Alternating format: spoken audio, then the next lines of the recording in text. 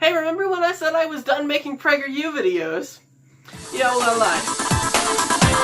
Hello everyone, welcome back to another episode where today, yes, my hair is purple now. Don't worry about that. Anyway, what we're going to be talking about today is a Prageru video. Now, I have stated before that I was done with Prageru, and to an extent, I was right.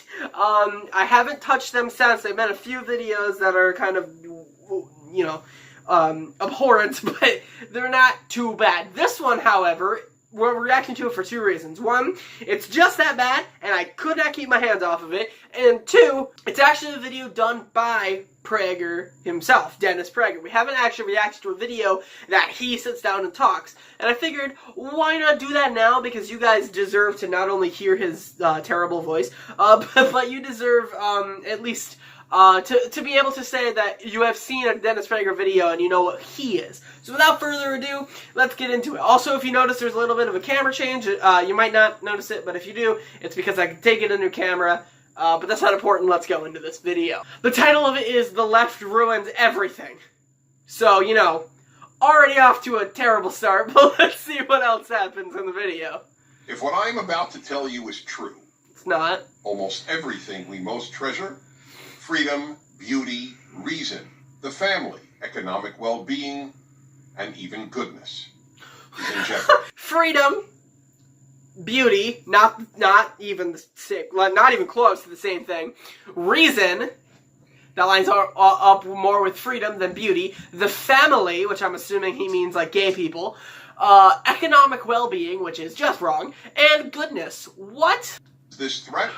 The answer is the most powerful ideology of the last 100 years. Nazism. Leftism. Oh. Not liberalism, leftism.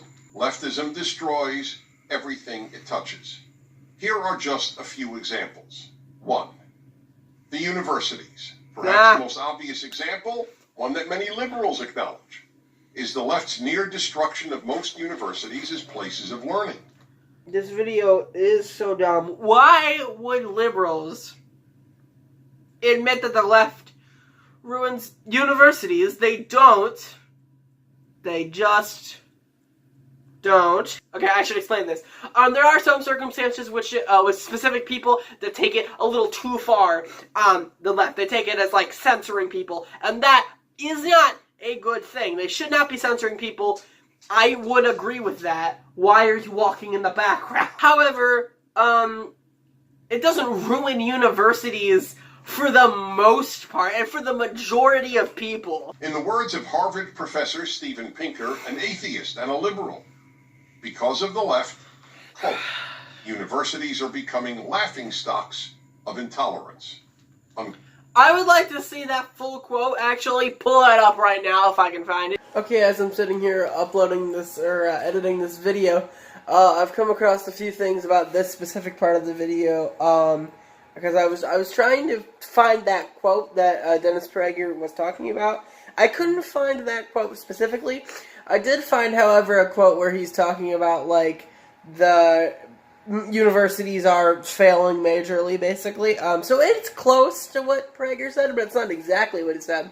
Also, the man has recently, or at some point anyway, most people are taking that up on college campuses because they're right, which not only is that inaccurate, because most people on college campuses aren't alt-right, it's also showing that he's not truly a liberal. He doesn't even self-identify as a liberal, so Dennis Prageru lied. At almost every university, and now high schools and even elementary schools, students are taught to shut down, not debate, those who differ with them. That is a lie. Who would you rather hear what happens in school systems today? Somebody who's in a school system right now, or a 50-year-old? Here's the thing. I am currently in school, and they do not tell us to shut down debate. That is something that just doesn't happen. You are making a falsehood. You are just lying. And to rely on feelings rather than reason. Wow, okay, so Ben Shapiro wrote this. Here's the thing. If you're going to say that feelings over facts is a thing that you, like, that isn't a thing that, automatically means you're wrong in the political debate that you were debating, then you can't be a conservative either, because they both do that. Certain people in both categories use feelings over facts, and for different reasons. The left uses feelings over facts sometimes when debating some certain issues that specific people are not, don't fully understand. Like, for example, why gay people should be able to get married. It's not just a feelings argument, there are facts in there. Or, like, there's others, ones that are like that. On the right, they do use feelings over facts, just differently. They say that the border crisis is worse than it has ever been, despite the fact that there's actually less immigrants coming in today than there ever has been. And that is a fact. That's not a feeling. You can't feel like you are, you're not safe, or like that the crime rate's rising when it's actually lowering. Like, that's not a thing you can do, but yet they've said that before, even in 2016 when Trump was running for election. 2. The arts. Oh, you want to talk about the arts now, do you? Okay. Which is the group of people that often end up donating to music? And, yeah, I also have personal experience with this one as well, because not only do I go to a school, I'm also in the band in that school, which is considered an art because music is art. Which is, what political party often is actually the one that ends up taking away funding for bands? That's right. Mostly right-leaning people. So don't tell me that the left destroys art. Throughout history, the primary purpose of art was to elevate people. Through beauty, artistic... No, it's not. Most art is to entertain people. Something that this channel clearly does not know how to do. Art has always been to entertain people.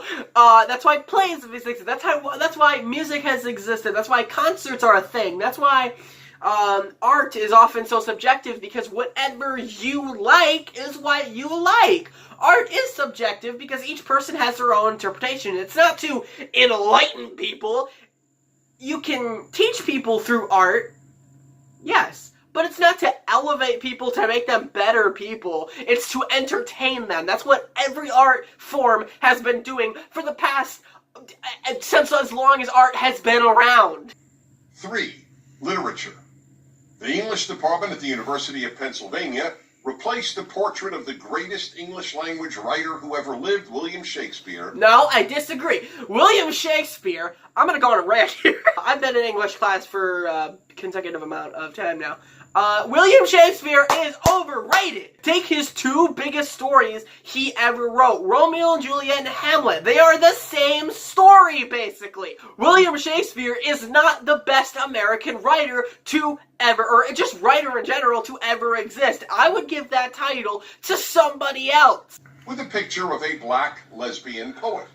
Why? A black lesbian poet who, if I believe, I'm thinking of the right person here, has done many poetry works that most people consider to be some of the best poetry to ever be written, ever.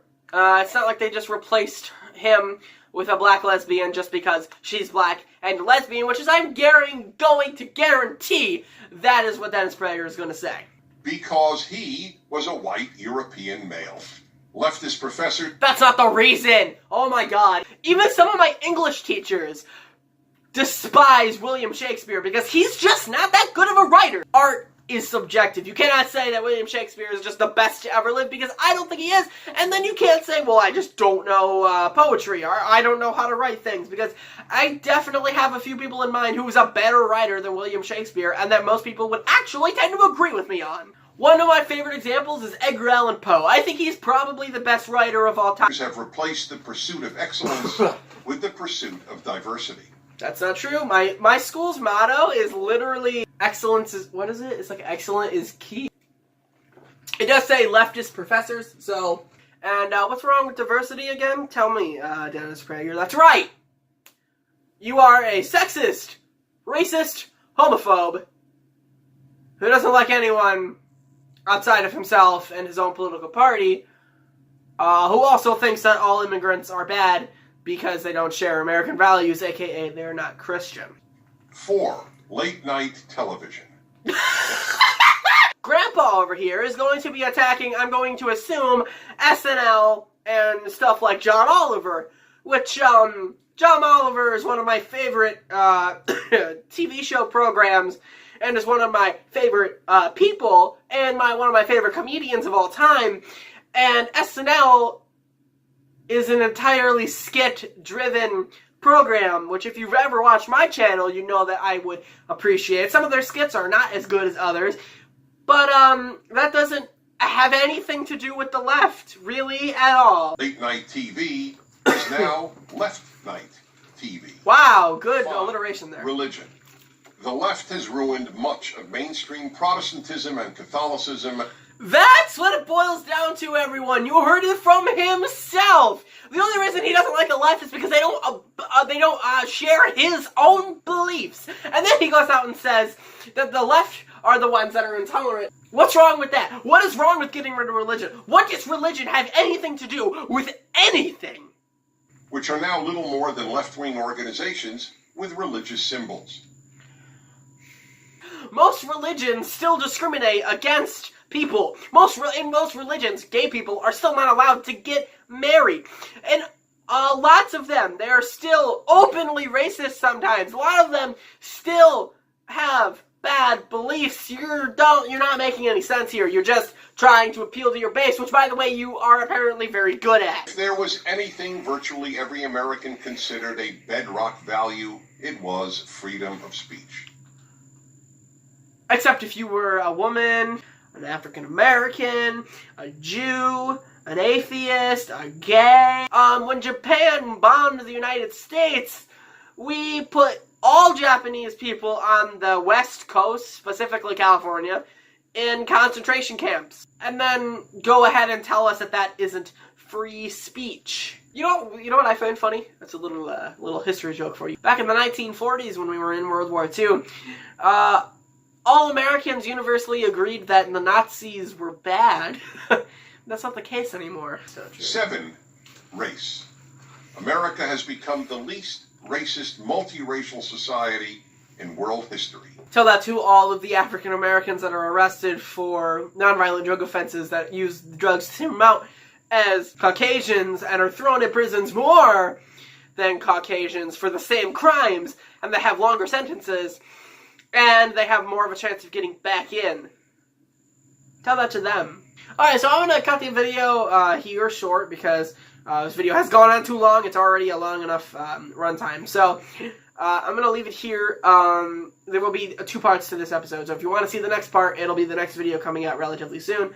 If you guys enjoy this video, don't forget to leave a like, and I'll see you all in the next episode. Goodbye!